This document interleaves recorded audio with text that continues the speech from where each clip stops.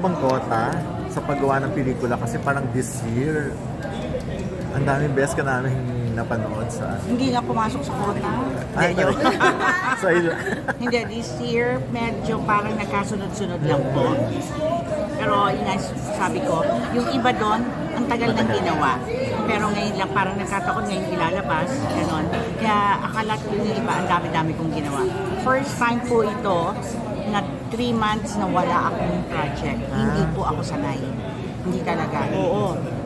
3 months akong, as in, literally, nagpapahinga. Yung ganon. Pero sa Pure Gold, di ba?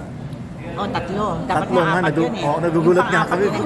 Talaga dapat. Kay Direk, Urdaneta, kay Jill. So, apat talaga yun. Oo. Kasi nung ano naman din, nung tinatanggap ko yun, nung ginagawa yung iba, ibang mga nauna, hindi ko naman alam for Pure Gold. Hanggang later, Pure Gold din. Tapos hanggang yung huli kong tinanggap doon, yung Pikuli, na sabi ko, hindi na pwede kasi meron na akong tinanggap yung kay Sepak, ganon. Pero nung binasa ko yung script, parang nahihirapan ako tanggihan.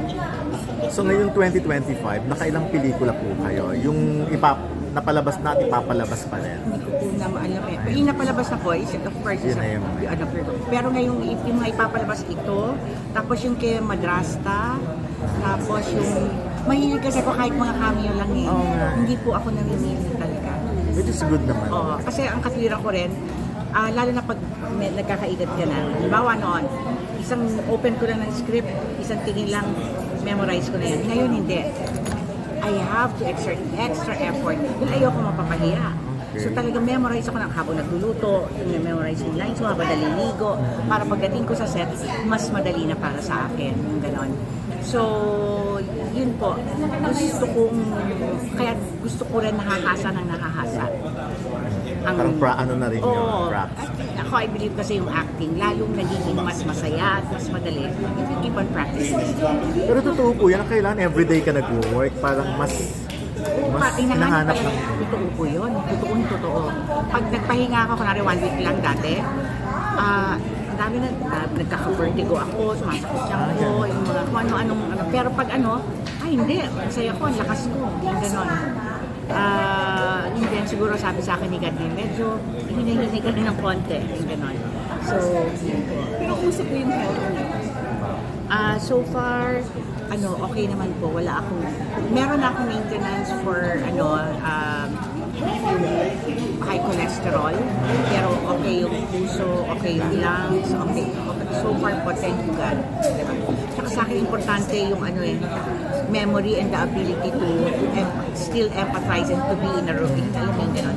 Kasi pag matagal po ako napapahinga, kailan ba may ginawa ako recently? Hindi matagal ako napahinga, parang 2 months. Tapos meron akong ginawa for a Japanese film. Iiyak. Sabi ko nang parang ang tagal ko nang di umiiyak. Yung gano'n. Kasi ang tagal ko nagpahinga, wala akong ginawa, kundi magluto, kumain, ang sarap, ang saya, di ba? Alam niyo, pray ako ng pray, sana magawa ko pa na yung gano'n. Parang kala mo naman, kailan lang naman. Pero gano'n ako. So ngayon, ginagawa ko rin Sins of the Father. Tinanggap ko siya, kahit one of the lang ako, parang scam victims. Nagulat sila. Tinanggap mo, bakit? Kasi gano'n ako. Yun, unang taping, kunwari, 1 line lang ako. Pero ginalingan ko. Di ngayon, semi-reg na ako. So, sabihin, ang ko po doon, prinsipyo behind it, kahit na maliit lang ang role. There's no... there are no small roles for great actors. Kasi kahit na maliit na role, bigyan mo ng dahil pinagpaguran din naman nung nagsulat yon at pwede namang ibigay sa iba, sa iyo binigay. Di pangatawanan mo ng ng maayos. So hindi nakaka-apekto yung kasi, although ayaw nyo naman talagang patawag na Hollywood actress, di ba? Pero hindi ba Baka masigali yun, hindi ako. Memorable moment mo with Nicole Kidman? Oh my God, marami. Kasi medyo... Pero yung unforgettable for you? Ikaw kasi ang lagi niyang unforgettable, yung inalaw ka niya mag-picture. Hindi, yung hindi pa yun yung nag-eksena kaming madrama. That was one of the most important scenes in the entire series. Tapos yung parang eksena niya talaga yun, siya yung mahaba linya. Ang linya ko doon, yes ma'am, okay ma'am, ganun lang. Pero, paano mo i-deliver yun, di ba? Yun ang challenge. Yun yung sinasabi ko, kahit na maliit ang linya, maliit ang road, pangatawanan mo ng maayos. Yung ganun. Kasi, ang acting hindi lang naman para sa ilan din eh. O, kita mo yun, natuwa kasi yung kabatuhan niya, meron siyang nakukuha, ika nga. After that, yung sabi niya, oh my God, yung sobrang papuri niya sa akin, ganyan. Tapos, yun lang, yung tinanong ko siya, can I ask you something? Sabi niya, what is it? Yung parang kahit anong hingin ko dapat, no? Sabi nga ng mga ano, sana daw niya akong bad. Hindi. Sinabi ko na sa kanya, are you wearing contact lens? Sabi ko, tawa siya, no. Kasi ang ginawa ko noon, nag-react lang ako, nakatingin lang ako sa mata niya. Nagre-react lang ako. Kasi wala naman ako masyadong memorize kasi hindi naman mahaba linya ko. Doon sa eksena namin dalawa. So, nagpadala lang ako. Kumbaga yung principle ng acting is reacting, ginawa ko lang naman. You know, that's very memorable. Tapos yung mga small talks namin, because she's really very, very warm. Oo, hindi totoo yung walang layat natanong sa akin kahit doon. Is she a diva? No. I didn't see that. Never. Not a single moment. Very kind siya sa mga crew. Ang hilig din magpakain. May hilig sila mga pasabog doon. At major pasabog. Kunwari lang magpapakapit siya. Kunwari Starbucks. Kunwari. Dala ang Starbucks doon. Hindi yung magpapabili lang. Dala yung meron siyang buong Starbucks ang binadala. Dinadala doon. Ganon. Tapos naging close kami dahil din doon na alam niyang matakaw ako. Oo. Kasi doon pag artista ka, pwede kang magpakuha. Parang hindi na, gusto kong pumipila. Kasi gusto ko pipiliin ko lang.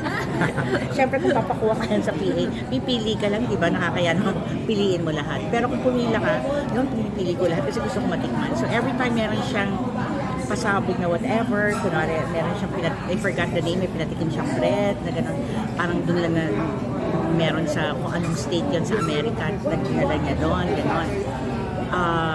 Did you give Ruby? Ganyan. Sabi ko, no, I will line up, don't worry, parang gano'n. So alam niya nang maasahan ako basta sa lako. So may communication ba? Yes. Hindi naman kami super close na, you know, but I can say confidently when she sees me, makikilala niya and she would call my name. Hanggang ngayon, yes, oo, meron pa rin kami communication. Nung after that project, may agent ka sa Wala pa nga eh. In fact, ayoko naman off the record ng iba kasi wala pa ako. Agent, no. That's why Dali is so blessed. She's so fortunate. Yun, gano'n. Pero may plan kayo to get? Oo, meron talaga. Yun, kasi may mga pinag-usapan kami ng Nicole na mga projects. Hindi tuloy nabibigay sa akin kasi wala nga agent. Kasi dun, hindi sila makikipag sa artista. Direct. Agent. Kailangan talaga may agent. Oo, pero may natatanggap kayo ngayong mga offer? Or may audition? Meron, kaya lang yung disadvantage din na nandito ako. Tapos, meron isang project, halimbawa, na dapat doon ako, pero sa iba na ibigay dahil wala ako doon. Doon, talagang hinayang ako doon. Kasi, one, I don't have an agent. Two, hindi ako, by the time na nakarating sa akin yung email na it was too late. They already casted another one. So, kailangan mo mag-full-time doon, if ever? Siguro spend some time, hindi man full-time, yung gano'n. Parang kagaya din dito sa atin, kung mas visible, yun. Natatakot lang ako, pupunta nga ako ng Amerika para rumampa-rampa lang ng headshot. Very light lang. Ma-feel ang presence na sa Amerika, di ba? Visit the expats. Kasi sobrang naging close ako sa kanila. Ako proud ako doon. Dahil din pag free day ko, wala akong ginawa kundi magluto. Mahilig ako magluto eh. So natikman nila adobo, favorite nila yan, mechado, lumpiang Shanghai. Of course yung mga iba doon, ino-order ko lang ba lumpiang Shanghai, hirap. Pero ino-order ko sa pinakamasarap na gumawa. My God, Ruby, this is so good. Oh, really? So, can you make some... wait, sister, gawa ka ulit. Orders. Kala nila ako nagluluto lahat. Bongga ka ha. Pero yung adobo, mechado, ako yun. Tsaka mga Sino nakatikim ng adobo mo? Lahat. Lahat talaga. The producer too. Pero by anong reaction niya sa Si Nicole, vegetarian. So, hindi natikman niya. Pero, napatikim ko siya ng pandesal natin. Oh, this is wonderful. ko. Ganun na. Ruby, ganyan siya magsalita eh. Malambing. So, tinapatan mo rin. This is one. No, pandesal. Pandesal. At iba pa yung ube pandesal. Yung pandesal kasi it's in the script. So, they were discussing it, what's pandesal? Ganyan. So, yung assistant director, syempre, dahil alam niya yung script, yung storya, sinabi niya na, oh, that's like a dinner bond for them. No, let's ask Ruby. Ruby, what's... ikaw naman, sensitive ka dapat. At saka very Pinoy, di ba? Yung, ano tayo pabongga, magato. Hindi man, yung gusto natin, very, tayo, yung hospitable. So, nag-order ako. Nagpa-ano ako ng pandesal na worth, mahal, $50 a box. Pandesal? Naloka ako at last na talaga yun. Yung piraso yun.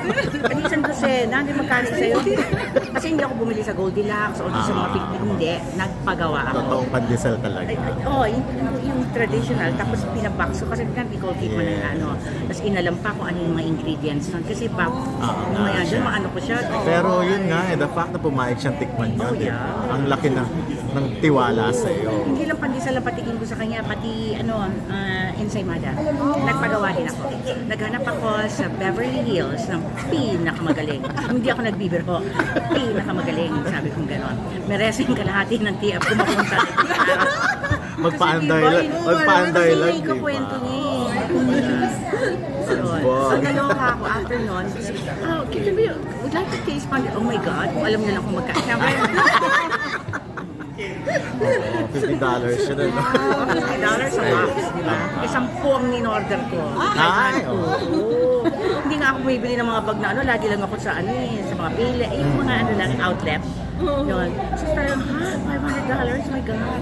Pero sige na, pikit mata. 2 box na napunta kay Nicole, the rest, Ayan, saya naman. So wala naman wala kang request sa kanya na ibang Wala, niligaluhan niya ako. Confidential yung mga gift. Meron siya mga gift sa akin. Ako din naman naloloka siya sa akin kasi wala akong pakialam. Mga bigay ko sa kanya. Alam niyo, si Jelly may ganung bag kanina kanya ba yun? Parang yung straw na plastic. May nakita ako gano'n na malaki. Parang yung ko pang taping. Wala akong pakialam. Ang mga bag ng madam. Hermes, Chanel, YSL. Wala akong pakialam. Bigyan mo ba yun? Yung ba yun? So nung binigay mo, anong reaction niya? Nung binigay mo ng gano'n? Ruby, gano'n.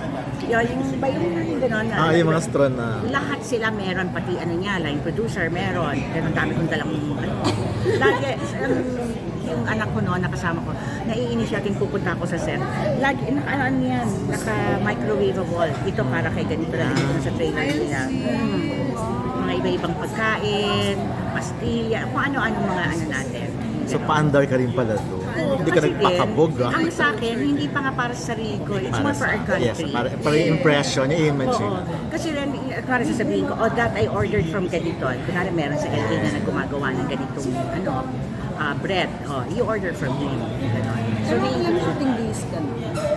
Hindi ko nabilang, pero 11 months ako doon. Siguro, kasi parang 100, hindi ko na alam total number of days kung 125, siguro nasa mga 50, 60. Maganda doon kahit na wala kang shooting May per day. Yes, per day. Yes, tatal mo. Maliit lang, pero meron. At least, di ba? Yun ang pang ko, TJ Maxx. Yun ang mga outlet.